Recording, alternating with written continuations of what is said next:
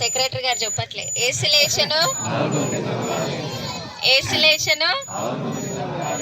హల్లెలూయా. మీ అందరికీ సజీవుడైన పునరుద్ధారుడైన యేసుక్రీస్తు నామంలో శుభములు మరియు ఈస్టర్ శుభములు తెలుపుచున్నాను. హల్లెలూయా. దేవుని వాక్యంలోనికి వెళ్దాం.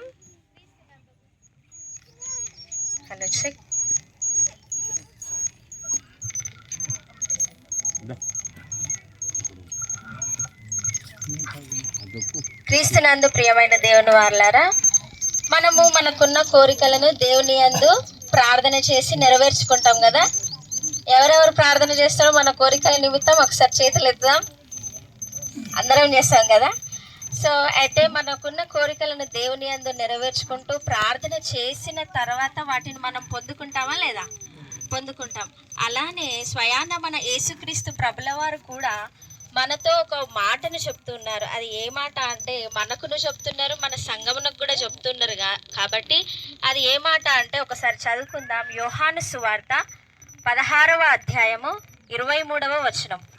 యోహాను సువార్త 16వ అధ్యాయము 23వ వచనం. ఆ దినమున మీరు దేని గూర్చియు నన్ను అడగరు. మీరు తండ్రిని నా పేరట ఏమి అడిగినను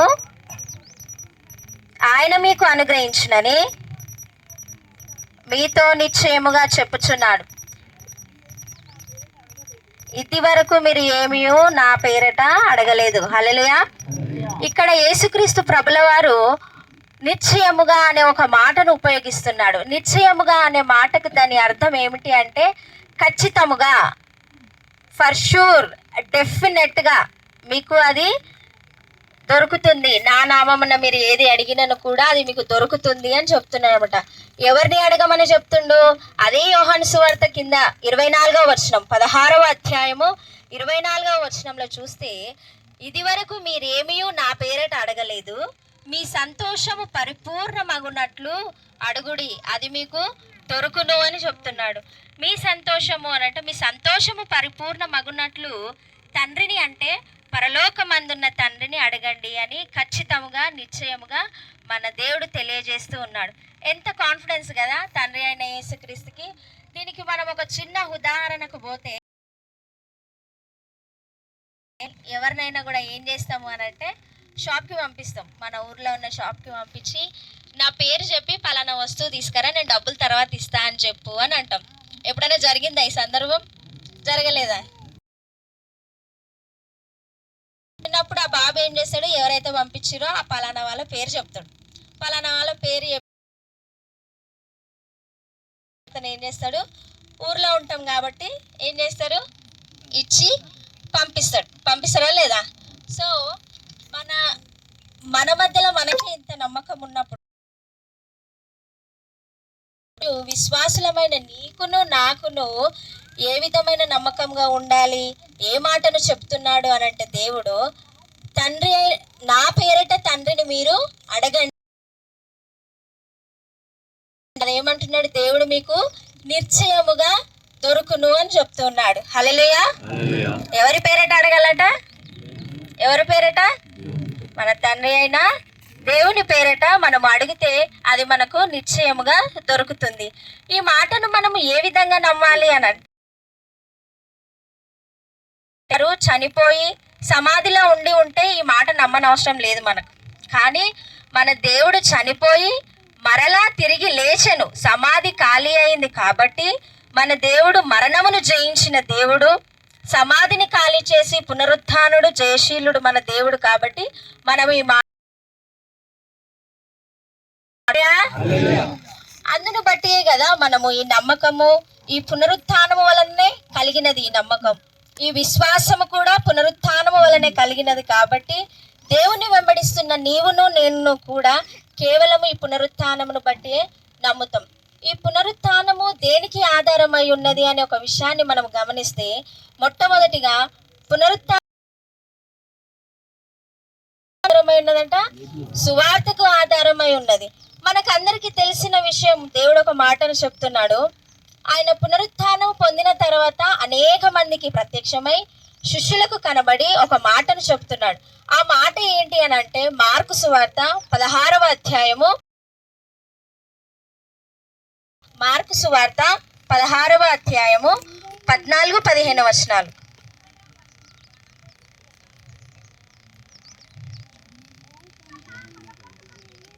పిమ్మట 11 మంది శిష్యులు భోజనమునకు కూర్చున్నప్పుడు ఆయన వారికి ప్రత్యక్షమై తాను లేచిన తర్వాత తన్ను చూచిన వారి మాట నమ్మనందున వారి అపనమ్మక నిమిత్తము హృదయ కాఠిన్యము నిమిత్తము వారిని గద్దించెను. మరియు మీరు సర్వలోకమునకు వెళ్ళి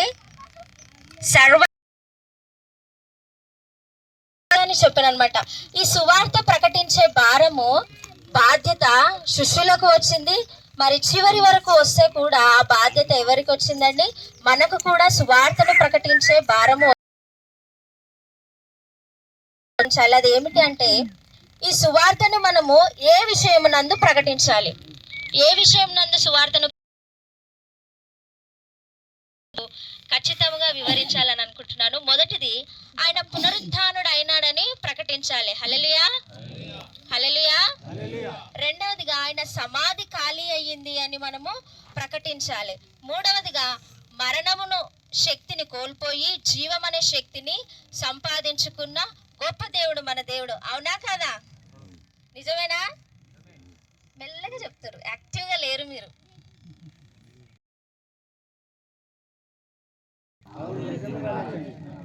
నాలుగవది చూస్తే, నీవు నమ్మి బాప్తీసము పొందుకుంటే ఏం పడతావు? నువ్వు ఏం పడతావు?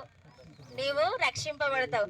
నాలుగవదిగా చూస్తే నీ రోగము నుండి విడుదలను కూడా పొందుకుంటావు. కాబట్టి ఈ 5 వచనాలను బట్టి నేను మరి ఒకసారి ఈ 5 దేనికి ఆధారమై ఉన్నదంట? సువార్తకు ఆధారమై ఉన్నది. దేనికి ఆధారమై ఉన్నది? సువార్తకు ఆధారమై ఉన్నది. మరి రెండవదిగా చూస్తే పునరుత్థాన శక్తి పాపముపై విజయాన్నిస్తుంది. అయ్యలారా, అమ్మలారా, ఒక్కసారి మీరు నా మాటను జాగ్రత్తగా వినండి. యవనస్తులారా, వృద్ధులారా, ఇక్కడ చేరినటువంటి మనము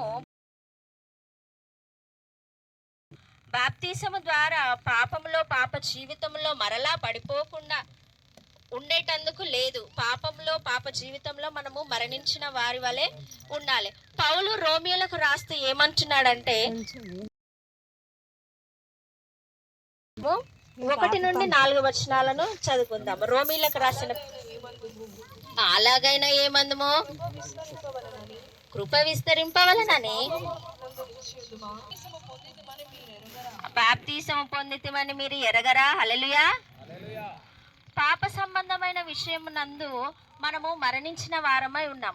ఒక్క ప్రశ్న నేను మీకు అడుగుతాను. మరణించిన తర్వాత మళ్ళీ వాళ్ళు కదులుతారా? నడుస్తారా? మాట్లాడతారా? వాళ్ళు ఏ విధంగా అయితే ఉంటారో మనము కూడా పాప జీవితంలో, పాప విషయంలో, పాపము సందర్భాలలో, పాప సమయంలో ఏ విధంగా ఉండాలంటే మనము మరణించిన వారి వలె ఉండాలి. అంటే పాపంలో మనము మళ్ళీ పాలు పంపులు పొందేటందుకు వీలు లేదు. ఎందుకంటే నువ్వు పాప తీర్మానము తీసుకున్నావు. ఎవరెవరు తీసుకున్నారు తీర్మానం? అందరూ తీసుకున్నారు కదా. హల్లెలూయా, హల్లెలూయా.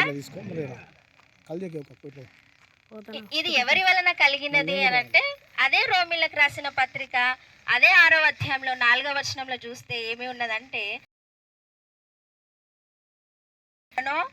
అలాగునే మనము కూడా పాపములో మరణించి నూతన జీవమును పొందుకున్నాము. హల్లెలూయా, హల్లెలూయా. ప్రియ విశ్వాసులారా, ఈ పునరుత్థాన శక్తి ఆయన మరణము నుండి లేపబడిన తర్వాత కలిగిన మహాప్రభావము గల శక్తి. కాబట్టి పాపముపై మనకు ఏమిస్తుందంటే విజయాన్ని ఇచ్చే పునరుత్థాన శక్తి రెండవది. మూడవదిగా చూస్తే పునరుత్థాన శక్తి ప్రార్థనలో గొప్ప శక్తిని ఇస్తుంది. మూడవది ఏంటండి? పునరుత్థాన శక్తి ప్రార్థనలో. ఒకసారి గమనించుదాం. ఈ పునరుత్థాన శక్తి మనమందరి ప్రార్థన జీవితములను బలపరిచేదిగా ఉండాలి. యేసుక్రీస్తు శిలువ మరణం పొందిన తర్వాత శిలువ మరణం ఏమని చెప్పిండు? శోధనలో పడకుండాన్నట్లు శోధన జయించేటందుకు మెలకువగా ఉండి ప్రార్థన చేయమని చెప్పిండు. యేసుక్రీస్తు ప్రభుల వారు చెప్పినప్పుడు తర్వాత ఏం చేసిరాలు? ప్రార్థన యందు సహవాసం నందు బహుగా బలపడినారు. యేసు పునరుత్థానం ఆత్మీయ జీవితమును ఎదిగింపజేస్తుంది. రోమీలకు రాసిన పత్రిక 8వ అధ్యాయము 11వ వచనంలో దేవుని వాక్యమును ఒకసారి చదువుకుందాం. ఏమంటున్నాడో దేవుడు.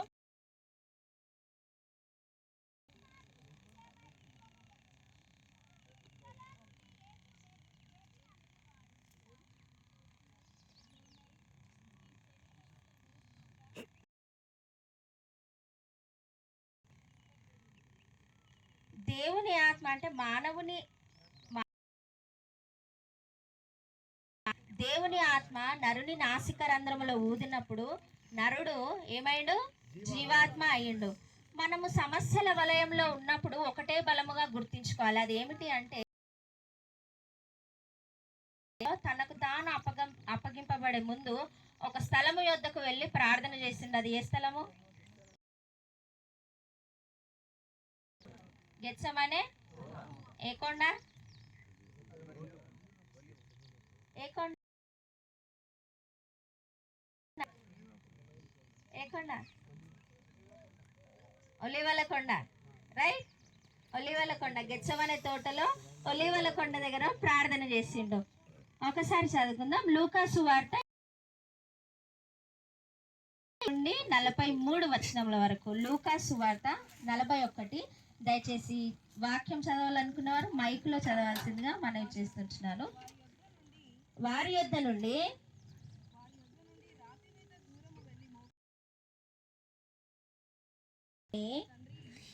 తండ్రి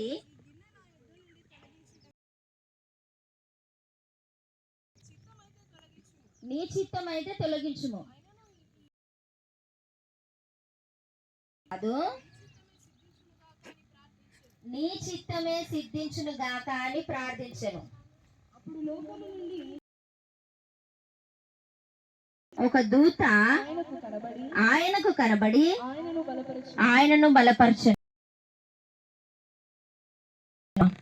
మనము కూడా క్రీస్తు వలె బలము తెచ్చుకొని ప్రార్థన చేయనట్లుగా దేవదూతలు వచ్చి ఏ విధంగా అయితే దేవుని బలపరిచినాయో మనము కూడా సమస్యల్లో ఉన్నప్పుడు, మనము ఏదన్నా వేదనలో ఉన్నప్పుడు వస్తే పరలోకమందున్న దేవదూతలు వచ్చి మనకు కూడా బలాన్ని అందజేస్తాయి. బలమును, దేవదూతల బలమును మనము పొందుకున్న వారలమై ఉన్నాం. స్థితిని బలపరుస్తాయి. ఆత్మీయ బలమును దేవుని వైపు మనలను నడిపిస్తాయి. పరలోక రాజ్యమును స్వతంత్రించుకుంటాము. పరలోక రాజ్యములో పాలు పంపులు పొందుతాము. యేసుక్రీస్తు పునరుత్థాన శక్తి మరియు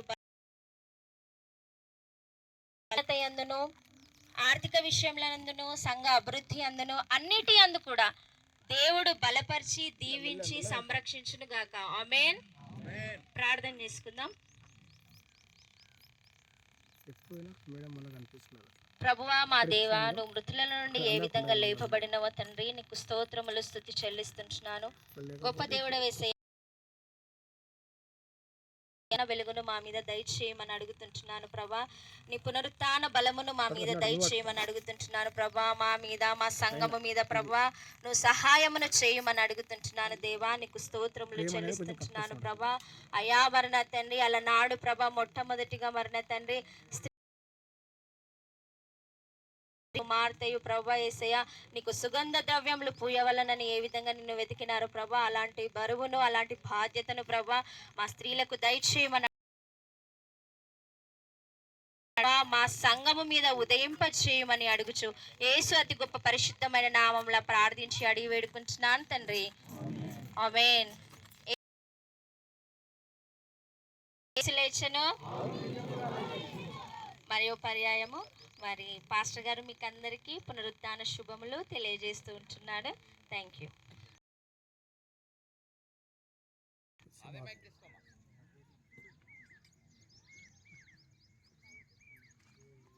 thank you so much sister, ఈ మంచి మాటలను మా అందరికీ తెలియజేసినందుకు.